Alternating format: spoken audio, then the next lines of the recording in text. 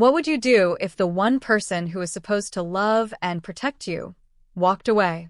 Tonight's story is not just about money or revenge. It's about abandonment, survival, and a twist of fate no one could see coming. When he was 12, a boy watched his own mother leave with another man, leaving him with nothing but cold nights and broken promises. Years later, that same boy builds an empire from the ground up, driven not by dreams, but by scars.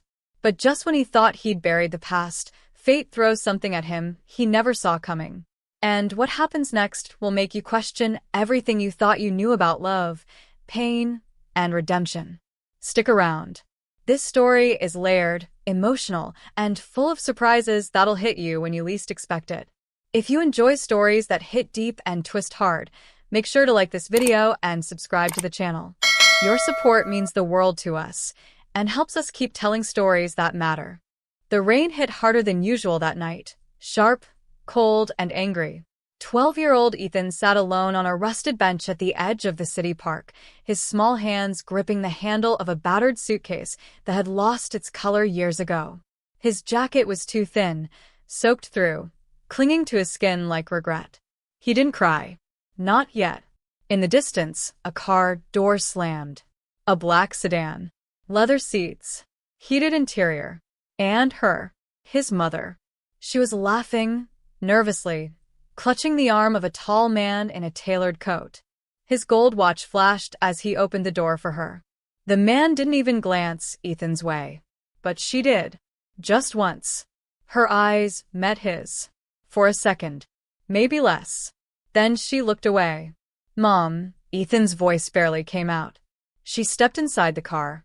Through the rain and streetlight glow, her voice floated back, muffled and broken. "I'm sorry, baby, this is for your future." Then the door closed. The car pulled away. And Ethan stayed behind. Alone. The rain didn't stop for hours. Neither did the silence in Ethan's chest. He didn't understand everything. Not yet. Only that she chose to go. And she didn't take him with her. A social worker arrived half an hour later, muttering about paperwork and system delays. She gave him a dry towel and a look that said, "This isn't my fault." He didn't answer. Didn't ask questions. The world was already teaching him its first lesson. Don't expect people to stay. The foster homes smelled like bleach and boiled cabbage. 6 beds in one room. Screaming in the hall. A TV always on but never watched. His roommates stole his socks the first night. By the 3rd week, Ethan stopped speaking unless necessary. Kids pushed him around. Staff ignored him. One night, he tried to sleep on the floor just to feel something colder than his chest.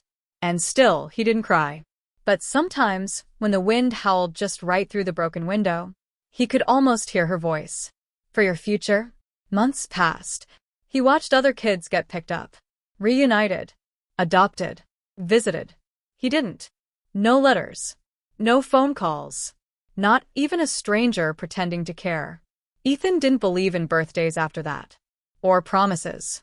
Or people. One night, he found an old photo in the bottom of his suitcase. It was creased and water-stained. His mother, younger, smiling. Holding a cake.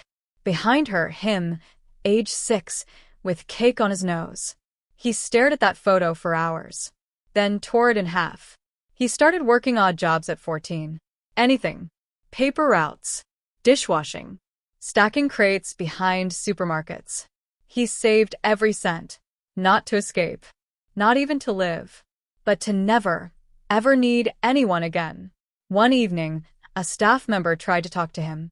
"You know, Ethan, you should open up. Let someone in." Ethan looked at him flatly. She did. And then she walked out. The man had no reply. By 16, Ethan was already taller than most his age. Smarter too. Not book smart. World smart. He knew which corners not to turn, which people to avoid. And more importantly, he knew how to disappear. But that first night, the night she left, never left him. He could still feel the cold metal bench, the weight of silence, the sting of rain. He never forgot her last words. "I'm sorry, baby, this is for your future." But she never came back to see it. She never came back at all. The first thing Ethan learned in the foster home was this: no one cares why you ended up here. It didn't matter that your mom left. It didn't matter that you didn't ask for any of it. It didn't matter that you were still a kid. What mattered was survival. The boys in the home didn't fight with fists. They fought with silence, threats, and stolen food. If you left your plate unattended, it vanished. If you got a new pair of socks, they were gone by morning. Ethan stopped complaining after the third time. Tell the staff, one kid had said once, laughing. And they'll do what? Give you a hug. The staff didn't hit you, at least not with fists. They hit you with rules, punishments, and a look that said, you're just another problem we didn't ask for. At night, Ethan slept with his back against the wall, one hand tucked under his pillow, not for comfort, but to hold on to the only shirt he still owned. He started sleeping with his shoes on too, because one time he didn't, and woke up barefoot in winter. He barely spoke. When he did, it was short. Yes. No. I don't know. He didn't smile. Didn't laugh. Didn't cry. One of the counselors once called him emotionally shut down. Kids got walls thicker than the prison down the street. They weren't wrong, but Ethan didn't build those walls. The world did. There was a mirror in the shared bathroom, cracked through the middle. Ethan would stare at himself sometimes, not to check his hair, not to admire anything. He just wanted to make sure he still looked human, because most days he didn't feel like one. Once a volunteer came to the home. She was young, maybe early 20s. Kind eyes. She handed Ethan a sandwich and smiled. What's your favorite subject in school? She asked. He stared back, chewing slowly. Swallowed. Leaving. She blinked, unsure if it was a joke. It wasn't. School was just another battlefield. Teachers either pitied you or ignored you. Students judged you before you even opened your mouth. Ethan learned how to disappear in plain sight. Sit in the back. Don't raise your hand. Don't get too smart, but don't act too dumb either. Just float. But some days, memories clawed their way back. The smell of his mother's shampoo. The sound of her humming in the kitchen. The way her fingers used to trace his hairline when he pretended to be asleep. Gone. All of it gone. One night, a boy in the room across from us screamed for his mom in his sleep. Ethan didn't move. Didn't flinch. But he stayed awake until sunrise. Staring at the ceiling. Heart quiet. But hurting. There was one rule Ethan tattooed into his brain. Never get attached. Not to people. Not to places. Not even to hope. Because hope was a trick. A lie dressed in a warm coat. And he'd been cold long enough to know the difference. One afternoon, he found a dollar bill near the kitchen trash. It was crumpled and wet, but it was his. He didn't spend it. He just kept it in his sock. A symbol. A start. The first step out. Because if no one would save him, he'd save himself. Even if it took a lifetime. Ethan didn't grow up. He hardened. By 15, he stopped waiting for life to get better. Fairy tales were for kids with parents. He had concrete, curfews, and a locked cabinet where they kept the peanut butter so nobody stole too much. Love. Love was what weak people begged for before getting abandoned. He didn't want love. He wanted power. The first money he ever made was dirty. $20 for delivering a sketchy brown envelope across the block. He knew what it was. Didn't care. Cash was cleaner than charity. It didn't ask questions. Soon he started doing more. Helping local hustlers run errands.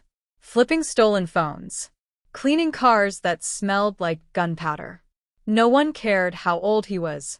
You move fast, you don't talk, and you don't steal from us, one of the guys said. You're good. It was the first compliment he ever believed. He saved every dollar. Not to buy sneakers. Not to impress girls. Not even to eat better.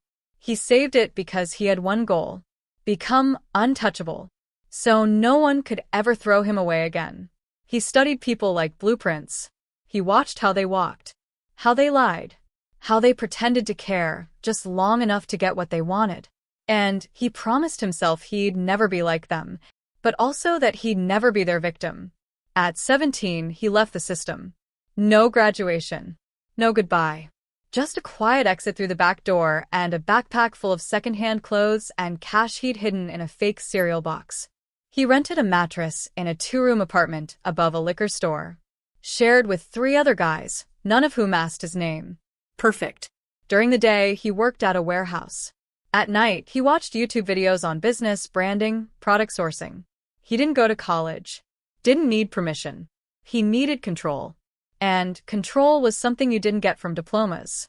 You earned it with obsession. By 21, he launched his first online store. Cheap watches. Drop-shipped. Markup 300%. Packaging looked rich. Targeted lonely men who wanted to feel important. It worked. People told him he was lucky. They didn't see the nights he fell asleep with his face on a keyboard. They didn't see the rejection emails, the credit card debt, the ramen noodles 3 times a day. They didn't see him on the rooftop at 2 a.m., whispering to the sky like a madman. "Do you see me now, Mom?" But it wasn't her voice he heard in his head. It was his own. Cold. Flat. Focused. "You're not doing this to forgive her. You're doing this to outgrow her." By 25, he had 3 businesses. 2 failed. 1 exploded. Suddenly, he was getting calls from investors, podcasts, interviews. But Ethan never smiled. Not really. Because every time someone praised him, he remembered where it started. That night. That car. That look. "I'm sorry, baby, this is for your future." That sentence was a splinter in his brain. She didn't build his future. She abandoned it. He built it from scraps. From rage. From nights when he wanted to quit but couldn't, because if he did, her ghost would win. He didn't chase love. He didn't need closure. What he needed was to be the man she'd never recognize. And the man she could never reach. Ethan's first apartment as a millionaire had 12-foot ceilings, floor-to-ceiling glass, and furniture that cost more than his entire childhood. He didn't feel a thing when he walked in. No joy. No pride. Just silence. The kind of silence you buy with pain. He didn't pop champagne. Didn't invite anyone over. He dropped his keys on the marble counter, looked around, and whispered to himself. Now what? Sleep still didn't come easy. Even in a bed worth $5,000. Even under silk sheets. He was wired differently now. Used to concrete floors, to hunger, to pressure. Comfort didn't soothe him. It made him itch. The success came fast after that. His online store grew beyond watches. Then into grooming kits. Then into full private label products that other influencers begged to promote. By 26, he had employees. By 27, he had competitors calling him for collaborations that sounded a lot like surrender. Ethan didn't play nice. He didn't want friends. He wanted a wall between him and the world. A wall made of profit, power, and proof. Proof that he made it without anyone's help. Without her help. Especially her. In his office, behind his massive desk, there was one photo. Framed. Cropped tight. Black and white. His mother's face. Cut from an old newspaper article about missing persons. He'd found it in a library's microfilm archive. No one knew it was her. No one ever asked. But Ethan saw it every day. Her eyes looking away. Not at him. Never at him. One time, his assistant came in, paused at the photo, and asked casually, "Family?" Ethan didn't look up. Not anymore. His company reached 8 figures before his 29th birthday. He bought a penthouse, a weekend car, a rental villa in Bali, just to say he could. And still he didn't smile. The numbers weren't enough. The press mentions weren't enough. The money wasn't enough. Because deep down, a part of him still sat on that rusted bench in the rain, waiting to be chosen. He never dated seriously. Some women tried, drawn to the mystery, the power, the stoic silence. But Ethan always kept them at arm's length. Because how do you love someone when the first person who ever loved you left you for someone richer? One night, he attended a black tie event for tech founders. Glass walls, elegant gowns, fake laughter. A man stood beside him at the bar and asked, "So, what drives you, Ethan? Fame? Freedom? Legacy?" Ethan took a sip of his drink. Revenge. The man laughed. Ethan didn't. He wasn't chasing dreams. He was running from a scar. And no matter how much he earned, he could still feel it burn every time he closed his eyes. But the storm was coming. Not on a chart. Not in an inbox. Not in his bank app. It was walking the streets just a few miles away, holding a cardboard sign, soaked in rain, carrying the past like a curse. The rain hit his windshield like 1,000 small fists. Ethan sat at a red light, eyes half-lidded, mind running numbers from the client dinner he just left. Then he saw her. She stood on the corner, soaked to the bone, holding a piece of cardboard that read, "Hungry. Please help." Hair matted to her face, shoes worn down to almost nothing, hands trembling. She looked like the ghost of someone he used to know. His stomach dropped. He leaned forward. The headlights cut through the storm, lighting up her face. No. It couldn't be. It couldn't. But it was. Her. His mother. Time slowed. Noise faded. All he could hear was the echo of his 12-year-old heart breaking again. She didn't see him. Didn't even flinch at the black SUV idling in front of her. Just stared at the ground, swaying slightly, arms hugging her chest. The light turned green. The cars behind him honked. Ethan didn't move. For the first time in years, he didn't know what to do. He pulled over, rolled down the window. Rain poured in, but he didn't care. "Ma'am," he said quietly. She turned slowly, eyes dull, lifeless, sunken. But it was her. "Do you need a place to stay tonight?" She blinked, took a step back, then another forward. I'm not dangerous," she said, voice barely a whisper. "Just cold. And tired." Ethan nodded. "I know. Let me help." He opened the passenger door. She hesitated, then climbed in, shivering. The car heater hummed to life. She didn't look at him, didn't ask questions. Just sat there, soaked and silent. "You okay?" he asked. She nodded slowly. "I haven't been inside a car in a long time," she said. Her voice was rough, older, like it had swallowed too many years. Ethan swallowed hard. He drove to the hotel, without saying much. Inside, he booked the best suite they had. She looked confused, almost scared. "This is too nice," she murmured. "Are you sure? I'm just no one." Ethan looked at her. "You're not no one." She smiled weakly. Her teeth were chipped. Her lips cracked from the cold. "Thank you," she said, clutching the warm towel the staff handed her. "You're an angel. Honestly. People usually don't even look at me." Ethan bit the inside of his cheek. He wanted to scream. Cry. Run. But he didn't. He walked her to the suite, turned on the lights, set the thermostat to warm. She walked around like it was a museum, touched the sheets, pressed her face into the pillow, let out a small laugh. "I don't deserve this," she whispered. Ethan sat on the edge of the couch, watching her. Still, she didn't recognize him.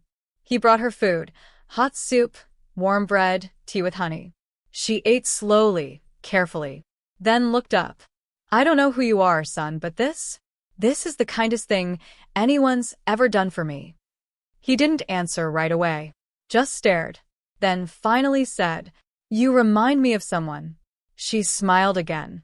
"Must be someone special." He stood up, walked to the window. The city lights blurred behind the glass. He didn't turn around when he spoke next. "I didn't do this because I'm kind." A pause. "I did this because I needed to see something." She tilted her head. "What's that?" He turned, looked her straight in the eyes, and said, "To see if you'd remember the boy you left in the rain." Her face changed. Slowly. Confused. Searching. Then fear. Then guilt. But she still didn't say his name. "I'm sorry," she whispered, barely breathing. Ethan's voice dropped to a whisper. "I got rich, so I'd never be like you." She looked like she'd been shot in the chest. Her hands trembled. Her lips parted, but no words came out. Then slowly, she reached into her coat pocket. Her fingers pulled out a small, worn envelope, and with shaking hands, she held it out to him. She held the envelope like it weighed 1,000 pounds. Hands shaking, eyes cloudy. as if time itself was trying to stop her from giving it to him. Ethan didn't move, didn't reach for it, didn't breathe. "What is it?" he asked, voice low. She stared down at it for a long second, then whispered, "Everything I never said." She handed it over. The paper was yellowed, edges frayed, his name written in faint ink across the front. To Ethan. He opened it slowly. Inside, a folded certificate. Bank issued. Old. He scanned the numbers, then froze. His name. His birth date. A savings account opened 15 years ago. The balance? $2,800,000. Ethan looked up. "What is this?" Her voice cracked. "Everything I had left." She sat on the bed, exhausted. Not from walking, but from carrying the truth for so long. "I took the money from him," she said softly. "The man I left with." Ethan's jaw tightened. She noticed, and nodded slowly, ashamed. "I thought he'd help me build something for you. He didn't. He used me. Then dumped me." She laughed once. Bitter. "He thought I was stupid, that I wouldn't notice. But I did. I took what I could and ran." Ethan stayed silent. Part of him wanted to yell, to throw the paper, to call her a liar, a coward, a fake. But part of him couldn't move. "I didn't spend $1, she continued. "Not one. I lived on scraps, slept behind gas stations, washed dishes, got sick." She looked at him with eyes that had aged far beyond her years. "I was waiting for the right moment to find you, to give it to you. But the years, they ran faster than I could." She leaned back on the bed, her face softening. "I didn't choose wealth, Ethan. I chose your future." He stared at her, and for the first time in his adult life, he didn't know if he should feel hate, pity, or grief. Maybe all three. Maybe none. The room felt too quiet, too still. He stood by the window, staring at the storm outside. Raindrops streaked down the glass, just like they had all those years ago. Same rain. Different boy. Behind him, she spoke again. "I never forgot your face. Not for one day." Her voice was fading now. "I always imagined you'd grow up to be strong. Fierce. Maybe angry." She smiled faintly. "And I was right." Ethan turned. She was lying back, eyes half shut. Blanket pulled up to her chest. Hands folded on her stomach. She looked at peace. Like she could finally sleep. Like she had nothing left to run from. "I thought I was saving myself back then," she murmured, barely audible. "But I wasn't. I was saving you." Ethan watched her. He didn't say thank you. Didn't say he forgave her. Didn't say anything. He just stood there, as the woman who broke him, mended a piece of him, without even knowing it. She sat on the edge of the bed like the mattress might reject her. Back hunched, hands in her lap, eyes distant. The luxury of the room didn't reach her bones. "My son," she whispered. "If he were alive, he'd be your age by now." Ethan stayed quiet, standing just a few feet away.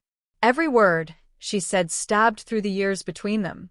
"I think about him every night," she said, still not looking at him. "I always hoped he'd forgive me, that he'd know I regretted everything." She sniffled once.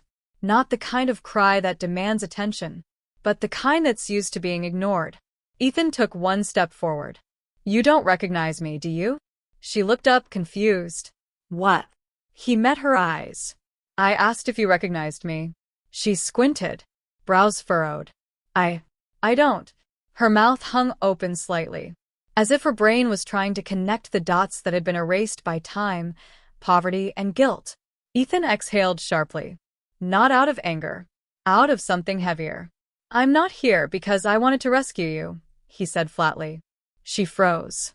"I didn't build my life to save you, or to forgive you, or to prove anything to you." He stepped closer. "I got rich so I'd never become you." The words hit her like a slap. But she didn't flinch, just blinked, and swallowed. "I deserved that," she said quietly. But Ethan wasn't done. "You left me. You walked away. You got in a car with a man who didn't want me and never looked back." "I looked back," she whispered. No. "You didn't." He turned away, jaw clenched. You could have come back. You could have written. Called. Found me. You could have tried. I did try, she said, almost to herself. He shook his head. No. You waited. You sat in your shame, and you waited for me to become something, hoping that would make it okay. Silence stretched. Then she said it. I thought you were dead. Ethan turned, stunned. I heard things, she continued. After I ran. Rumors. A boy who looked like you who got sick. Or hit by a car. Or went missing. She looked down at her hands. I didn't have the courage to find out the truth. Ethan's face twisted. So you left me for dead, and just hoped fate would be kinder than you? She nodded slowly. I didn't think I deserved to find you again. He sat down across from her, heavy with emotion. I waited for you. For years. At first, I thought maybe you were kidnapped. Maybe something bad happened. Maybe you were coming back. His voice cracked just slightly. And then I stopped hoping, because it hurt less than believing in you. She covered her mouth, tears now slipping down her cheeks. I failed you. I failed everything. They sat there, two ghosts from the same graveyard. He could still see the 12-year-old version of himself, soaked and shivering, in the corners of this 5-star room. And now she was right there. Not in his memories, but real, alive, broken. He didn't know what forgiveness looked like. Didn't know if he had it in him. But he knew one thing. Hearing her say she regretted it didn't fix anything. It just made the wound stop bleeding. For now. She pulled the paper from her coat like it was part of her skin. Wrinkled. Thin. Folded too many times. Her fingers trembled, and her lips moved without sound, like she was praying or apologizing to no one. I've held on to this for 15 years, she whispered. I should have given it to you the moment I saw you tonight. But I was scared. Ethan didn't speak. His pulse pounded in his ears. His hands reached out before his mind did. She placed it in his palm with all the weight of a lifetime. He unfolded it slowly. His name stared back at him. Ethan Walker. Account holder. Balance. $2,800,000. His throat dried. The numbers blurred. Not because of shock, but because something cracked inside his chest. I opened it after I left him, she said, eyes locked on the floor. The man I ran away with. I took everything I could when he started showing who he really was. She swallowed hard. I wasn't smart. I didn't know investments or business. But I knew banks. And I knew your full name. Ethan clenched the certificate like it might vanish. You did this for me? She nodded slowly. I didn't spend a dime. Not one. I worked dead-end jobs, slept in shelters, begged when I had to. But I couldn't touch that money. It wasn't mine. Her voice cracked. It was yours. He sat down. Hard. The paper in his hand might as well have been on fire. You could have used this to live, he said, eyes wide. To eat. To stay off the street. I know. Why didn't you? She finally looked at him. I thought I could survive without comfort. But I knew you couldn't survive without a future. The room went quiet. Just the soft hum of the air conditioning and the storm still tapping on the glass. Ethan leaned forward, elbows on his knees. This changes nothing, he said quietly. I still grew up broken. Hungry. Alone. I know, she said again. But it changes something for me, he added after a moment. Because I thought you left me for yourself. She wiped her cheek with the back of her sleeve. I did. At first. Then quieter. But I never stopped choosing you after that. He looked down at the certificate. Tears burned behind his eyes, but he didn't let them fall. Not yet. You could have used this to come find me. She nodded. I tried. I really did. But by the time I had a plan, I was too broken to move. Too ashamed to show up at your door empty. Ethan looked at her again. You weren't empty.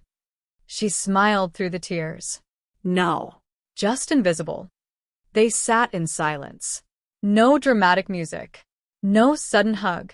No movie ending. Just pain softening at the edges. Just two people, ruined by time, sharing one moment of truth. That should have come years ago. Ethan finally leaned back. He held the certificate to his chest. For once, he wasn't holding it like a weapon, but like a memory. And maybe, just maybe, a piece of forgiveness. Ethan sat in the dim glow of the suite, the certificate resting in his lap, his mother curled up on the bed just a few feet away. She looked so small now. Not just in frame, but in presence. Like the years had crushed her down into something fragile, quiet, human. "I want to tell you everything," she said softly.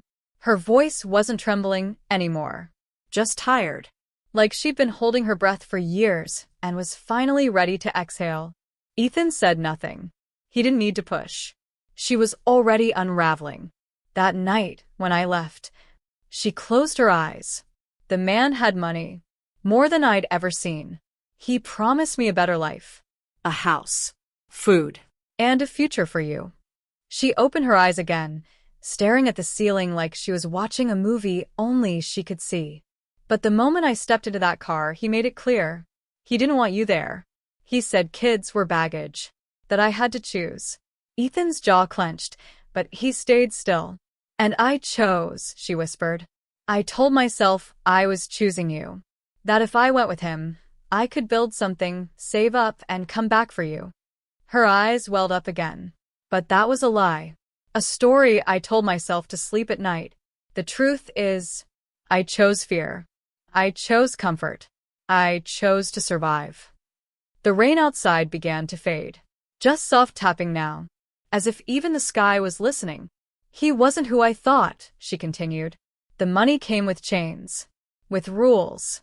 With things I can't even say out loud." Ethan swallowed.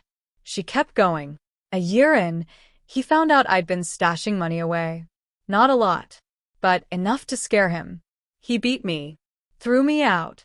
Told me if I ever came near him again, he'd make me disappear. She smiled bitterly. I guess in a way, he already did. Ethan finally spoke. "And after that?" I ran. Slept on floors. Took whatever job I could. Laundry, bathrooms, kitchens. But I never touched the account. Never. Because that was for you." He looked at her. Really looked. And for the first time, he didn't see a villain. He didn't even see a mother. He saw a woman. A woman who made a terrible choice. And paid for it every single day after. "I hated you," he said. "I know. I imagined 100 ways I'd find you one day. A courtroom. A grave. A rehab center. But not this. Not this." She nodded. "I used to pray you'd become strong enough to never need me. But I also prayed you wouldn't hate me forever." The clock ticked somewhere on the nightstand. The storm had passed. Only the echo remained. Ethan stood up, walked to the window, pressed his hand to the cold glass. "I didn't need the money," he said. "I already made mine." "I know. But the truth." He paused. This made me feel something I didn't know I still had." She sat up slowly. "What's that?" He turned. "A mother." Tears spilled down her face. Silent. Raw. Not for forgiveness, but for the fact that he said it at all. "I don't know if I forgive you," Ethan added, voice low. "I probably won't tomorrow. Maybe not even next year. That's okay. But I believe you." She nodded slowly. The air felt heavier now, not because of pain, but because something inside both of them had shifted, like a locked door finally opened. "I never left you, Ethan," she said through a broken whisper. "I left myself. So you wouldn't have to grow up inside the same darkness I did." And in that moment, for the first time in nearly 20 years, Ethan allowed himself to feel something other than rage. He didn't smile, didn't cry, but he stayed. He sat back down beside her. And he didn't leave. Ethan stepped out onto the balcony. The city spread beneath him like a silent ocean of lights. The cold air hit his face, but he didn't feel it. His chest rose and fell like it had been waiting years to breathe. Like something inside had finally unclenched. But his eyes stayed dry. Not because he wasn't broken, but because the tears were buried under too many layers of time. He stared at the night sky. A few raindrops still clung to the railing. The storm was over. At least outside. Inside him, something else was just beginning. Forgiveness? Maybe. But more than that, peace. The kind that doesn't come from answers. Only from the truth. He stayed out there for a long while. No phone. No thoughts of work. No distractions. Just silence. And a heart learning how to beat without hate. Eventually, he turned and walked back into the room. The suite was quiet. Too quiet. His mother was still on the bed, blanket pulled to her chest. Her head rested against the pillow like she'd found the softest place on earth. Ethan stepped closer. Mom. No response. His stomach tightened. Something cold rushed down his spine. Mom. He moved faster. Her eyes were closed. Her lips slightly parted. Her chest. Still. He froze. Mom, he said again, louder this time. Still nothing. He reached for her wrist. No pulse. His hand shook. She was gone. There was no gasp. No dramatic final breath. No goodbye. Just stillness. A life that waited too long to heal. Finally letting go the moment she was heard. In her left hand, the envelope still sat, gripped gently, like it belonged to her until the very end. And on her face, the faintest smile, not of pride, not of victory, but of release. Of finally knowing her son saw her not as a monster, but as a mother who made the wrong choices, for what she thought was the right reason. Ethan sank into the armchair across from her. He didn't move, didn't cry, didn't speak. He just watched her. And for the first time in his life, he didn't feel abandoned. He felt full. That night, he didn't leave the suite.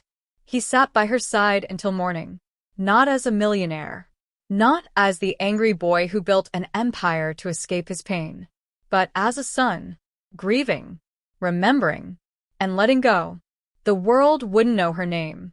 There'd be no headlines, no tribute. But Ethan knew, and that was enough. She hadn't chosen money over him. She chose a future. And in the end, she gave it back to him, with nothing but love left in her hands. Some stories don't end with a celebration. They end with understanding. And sometimes that's all we ever needed. This wasn't a story about wealth. It wasn't even about revenge. It was about healing the kind of wound money can't fix. The kind that hides behind anger, success, and silence. Ethan's journey reminds us that pain doesn't always look loud. Sometimes it builds quietly, brick by brick, until you don't recognize yourself anymore. But healing? It doesn't always come with fireworks. Sometimes it comes in a whisper, a letter, a goodbye you never expected. We all carry something from our past. A person we lost, a choice we regret, a version of ourselves we had to leave behind. But what matters most is what we do with the pain. Will we let it harden us? Or teach us how to feel again? Thank you for watching the story to the end. If it moved you even just a little, please like the video and subscribe to this channel. Your support truly means everything, and it helps us keep creating stories that speak to the heart.